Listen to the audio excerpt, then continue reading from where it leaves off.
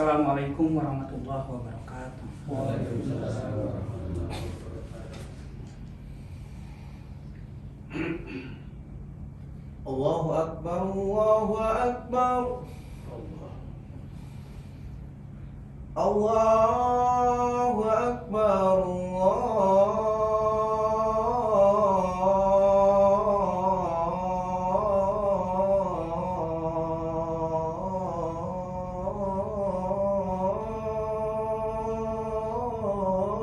Akbar.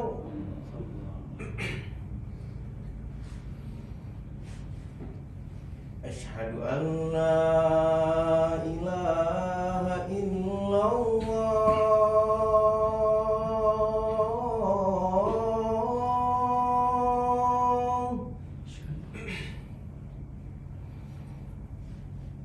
Asyhadu an la ilaha illallah.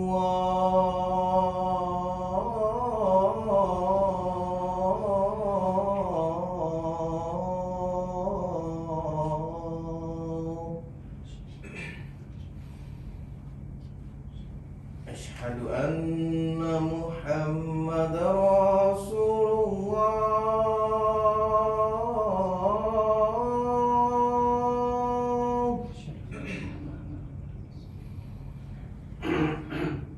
Asyhadu anna Muhammadar Rasulullah.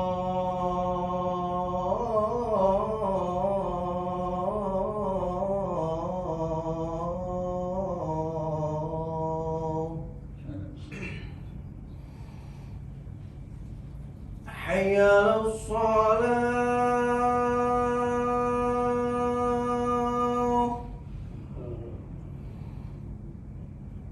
Hayya 'alas salah.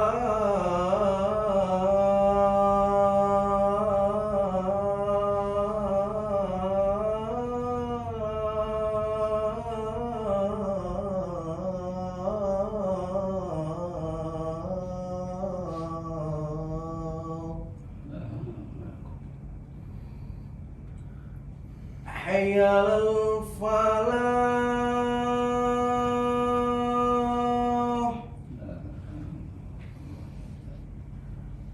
Hayya 'alal falah.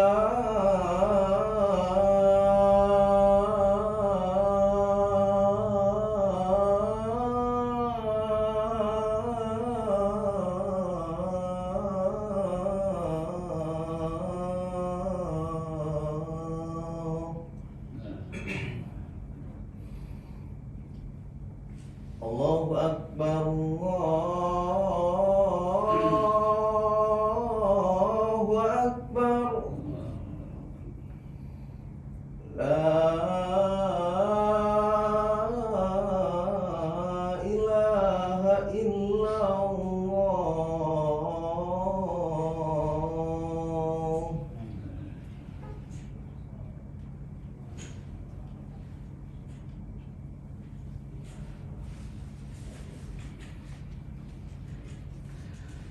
Innal hamdalillah nahmaduhu wa nasta'inuhu wa nastaghfiruh wa na'udzu billahi min syururi anfusina wa min sayyiati a'malina may yahdihillahu fala mudhillalah wa man yudhlil fala hadiyalah. Asyhadu an la ilaha illallah wahdahu la syarikalah wa asyhadu anna Muhammadan abduhu wa rasuluh. Allahumma sholli ala Muhammadin wa ala alihi wa ashabihi ajma'in, amma ba'd. Innallaha wa malaikatahu yusholluna 'alan nabi ya ayyuhallazina amanu shollu 'alaihi wa sallimu taslima. Ya ayyuhallazina amanu taqullaha haqqa tuqatih wa la tamutunna illa wa antum muslimun. Sidang jamaah Jumat rahimakumullah, tidak henti-hentinya setiap kali kita melaksanakan ibadah sholat Jumat, khotib senantiasa mengajak para jamaah dan tentunya mengajak diri khotib sendiri untuk marilah kita bersama-sama meningkatkan ketakwaan kita kepada Allah Subhanahu wa Ta'ala. Karena hanya dengan berbekal takwa kita insya Allah nantinya akan mendapat ridho dari Allah. Dan bukan hanya itu saja, tentunya kita sudah sering mendengar bahwa apa yang membedakan antara satu muslim dengan muslim yang lainnya di mata Allah Subhanahu wa taala tidak bukan dan tidak lain adalah ketakwaan kita kepada Allah Subhanahu wa taala itu sendiri. Oleh karena itu, Allah sendiri mengatakan bahwa yang paling mulia di sisi Allah adalah hamba-hambanya yang bertakwa. Hal tersebut dinyatakan Allah Subhanahu wa taala dalam salah satu firman-Nya di Quran surat Al-Hujurat ayat 13, A'udzubillahi minasyaitonirrajim. Bismillahirrahmanirrahim. Inna akramakum indallahi atqakum innallaha alimun khabir.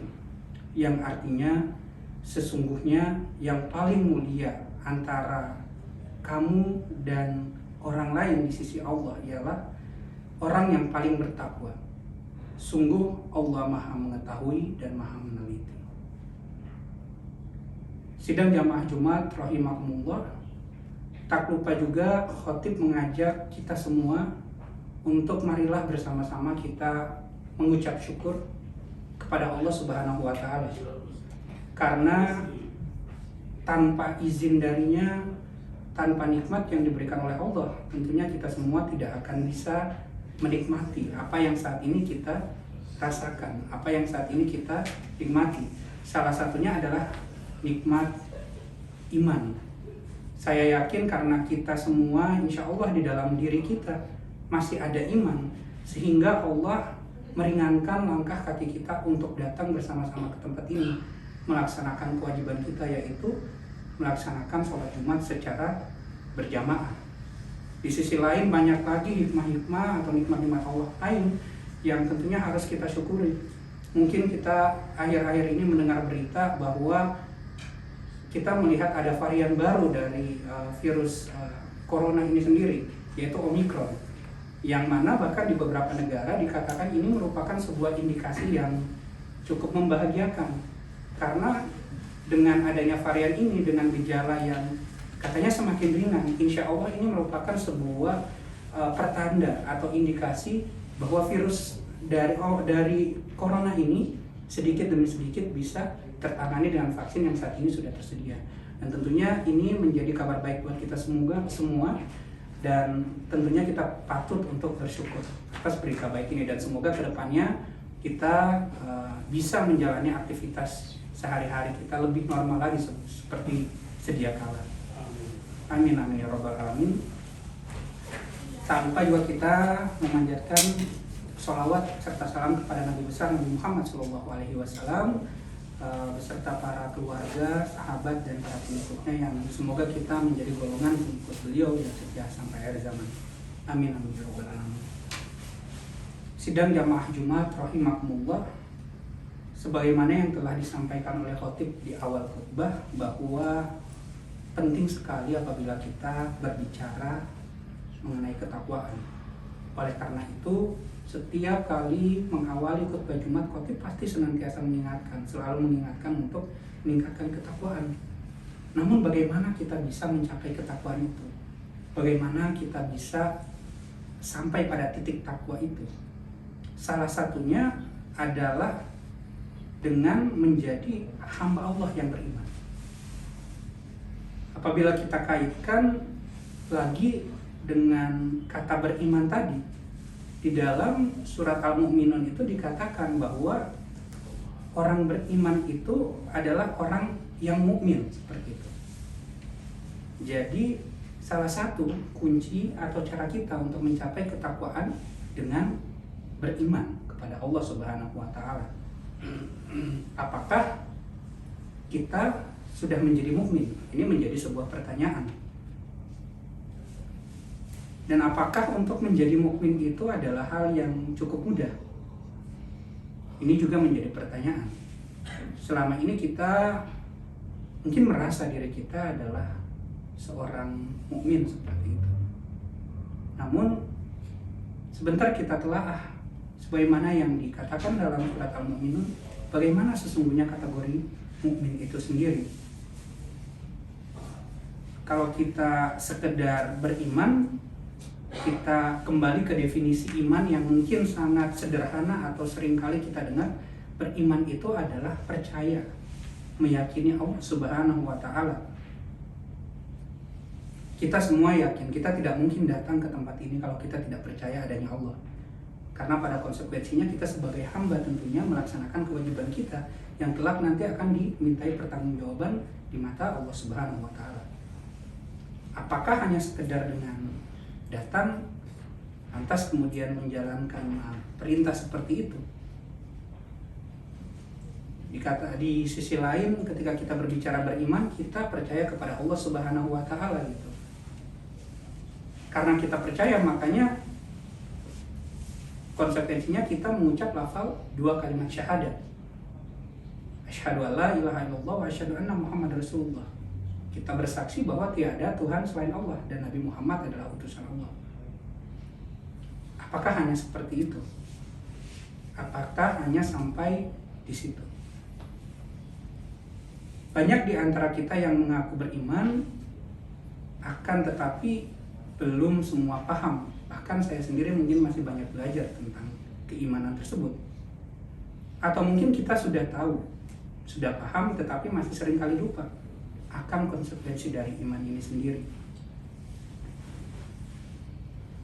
Lantas, bagaimana sesungguhnya kalau kita menelaah iman ini sendiri?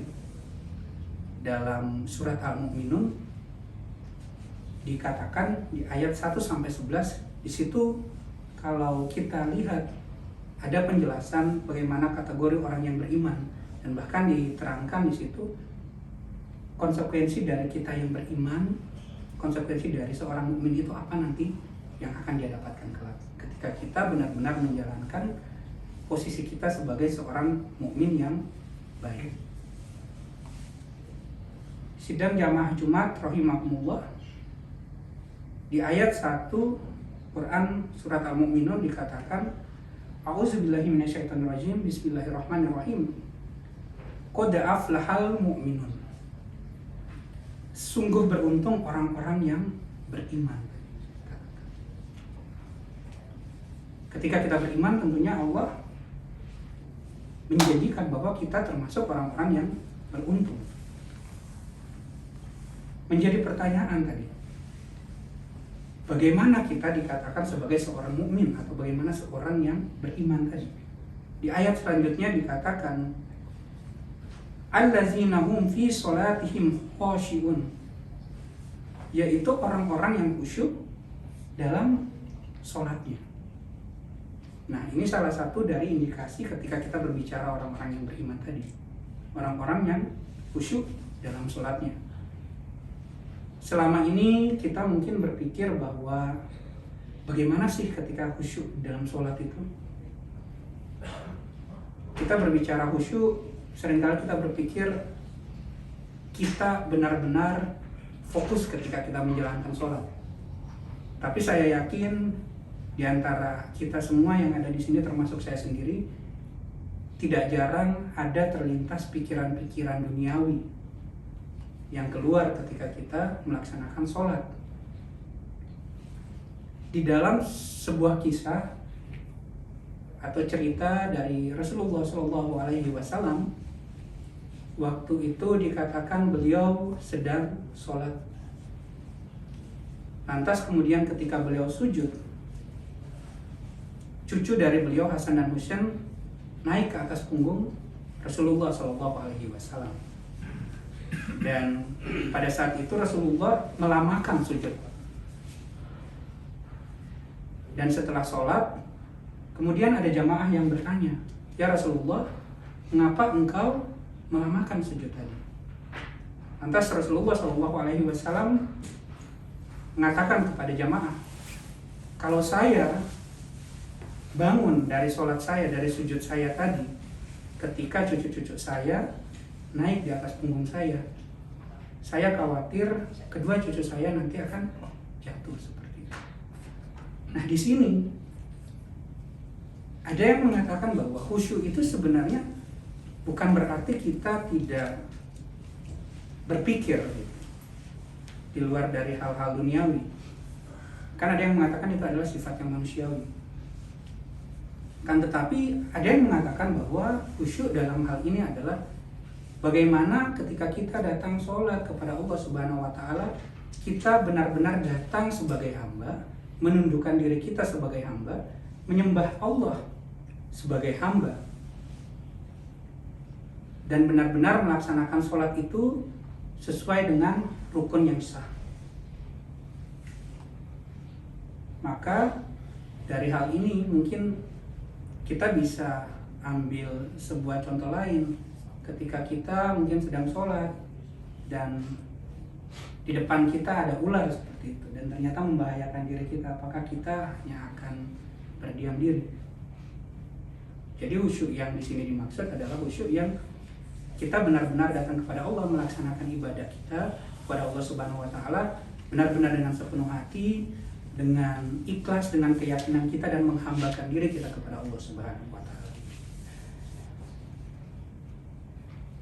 Di ayat selanjutnya dalam Quran surat Al-Mu'minun dikatakan kategori dari orang-orang yang mukmin atau beriman tadi, wallazina hum anil lagwi mukridun, yang artinya dan orang yang menjauhkan diri dari perbuatan dan perkataan yang tidak berguna.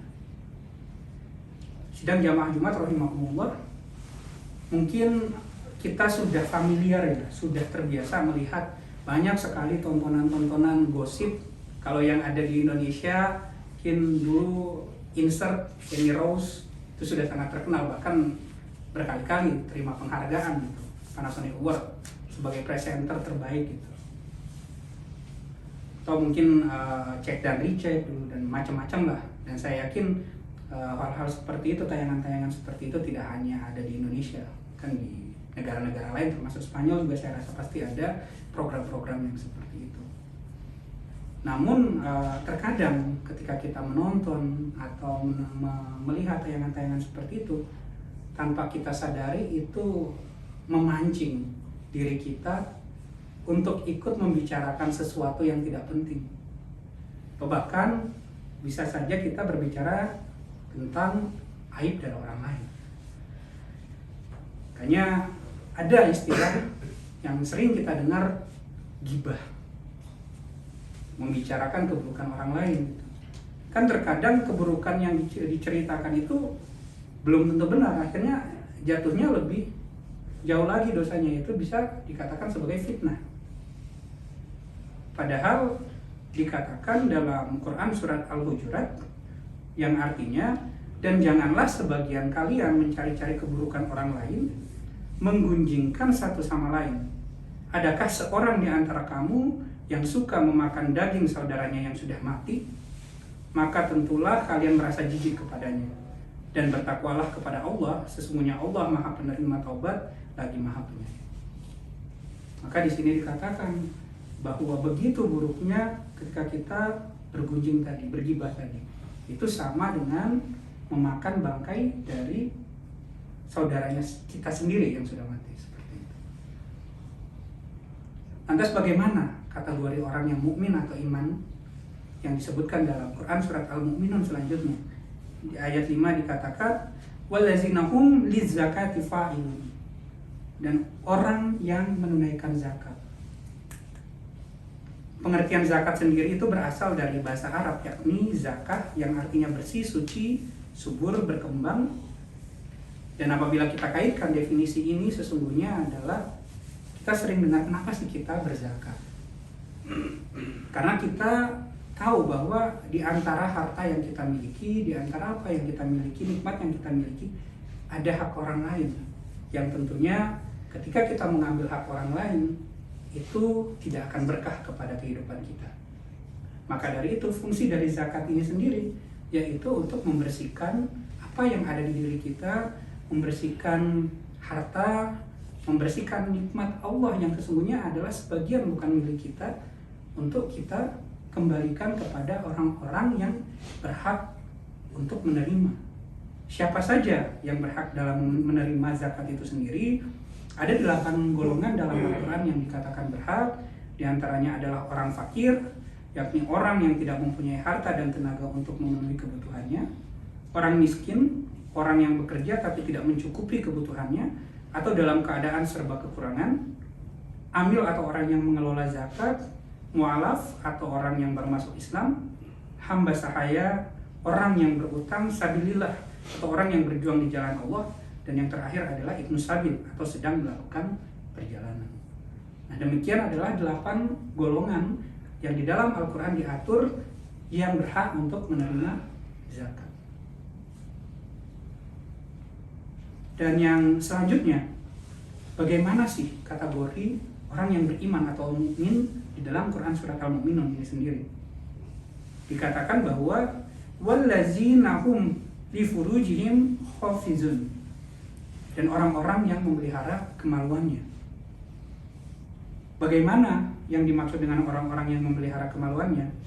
Dijelaskan di dalam ayat selanjutnya, yaitu illa ala azwajihim aw ma malakat aimanuhum fa innahum ghairu malumin, yaitu kecuali terhadap istri-istri mereka atau hamba sahaya yang mereka miliki, maka sesungguhnya mereka tidak tercela. Maka dalam hal ini adalah kita dilarang untuk berzina atau melakukan sesuatu atau yang mungkin kita kenal dengan hubungan suami istri kepada orang-orang atau pihak-pihak yang tidak semestinya kita datangi untuk berkumpul. Maka dijelaskan lagi di ayat selanjutnya, famani betago waro azalika faulaika umul adun. Tetapi barang siapa mencari di balik itu, yaitu dengan zina dan sebagainya, mereka itulah orang-orang yang melampaui batas. Maka sesungguhnya sampai di ayat tadi kita bisa menyimpulkan orang mukmin apabila kita telah dari Quran surat Al-Mu'minun, ada beberapa orang yang digolongkan sebagai orang mukmin atau yang beriman. Yaitu yang pertama adalah orang yang melaksanakan sholat dengan khusyuk, yang kedua adalah orang yang menjauhkan dirinya dari perbuatan atau perkataan yang tidak berguna, yang ketiga adalah orang yang menunaikan zakat, dan yang terakhir adalah orang-orang yang senantiasa menjaga kemaluannya. Lantas ketika kita semua sudah bisa melaksanakan atau melakukan apa yang tadi diterangkan dalam firman Allah di surat Al-Mu'minun, apa ganjaran bagi kita? Allah berjanji, wallazina hum li amanatihim wa ahdihim ra'un, yang artinya, dan sungguh beruntung orang-orang yang memelihara amanah dan janjinya. Wallazina hum ala sholawatihim yuhafizun, serta orang-orang yang memelihara sholatnya. Maka Allah menjanjikan apa? Allah menjanjikan surga. Ulaika humul warisunal firdaus hum fiha khalidun. Mereka itulah orang yang akan mewarisi, yakni surga Firdaus, dan mereka akan kekal di dalamnya.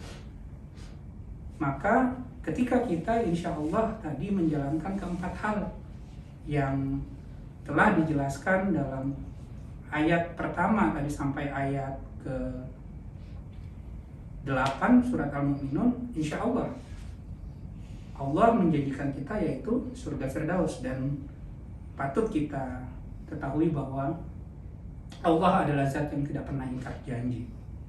Maka dari itu sudah semestinya kita berusaha untuk mencapai ketakwaan tadi dengan cara apa? Dengan cara beriman. Dan tadi sudah ada ibarat kata kita bisa katakan itu sebagai kisi-kisi atau sebagai guideline untuk kita, sehingga kita insya Allah bisa mencapai keimanan sebagaimana yang tadi telah dijelaskan dalam Quran surat Al-Mu'minun.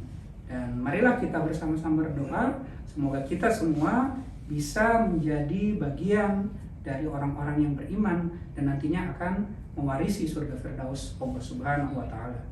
Barakallahu li wa lakum fil Qur'anil azim wa nafa'ani wa iyyakum bima fihi min ayati wa dzikril hakim. Wa taqabbalallahu minni wa minkum tilawatahu innahu was-sami'ul 'alim. Aqulu qawli hadza wa astaghfirullah innahu huwal ghafurur rahim.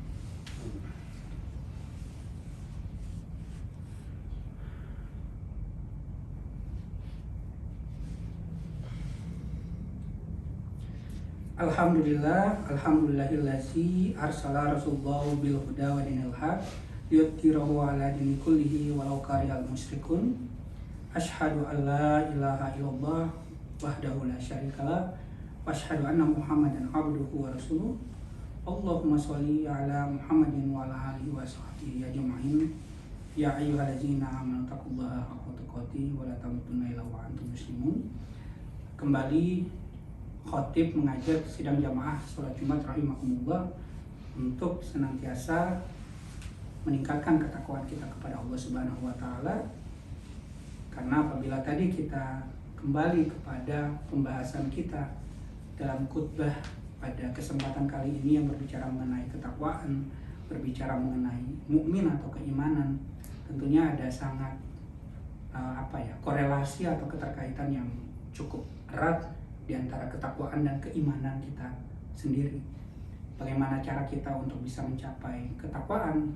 Salah satunya adalah dengan bagaimana kita menjadi orang yang mukmin dan bagaimana kita menjadi orang yang beriman.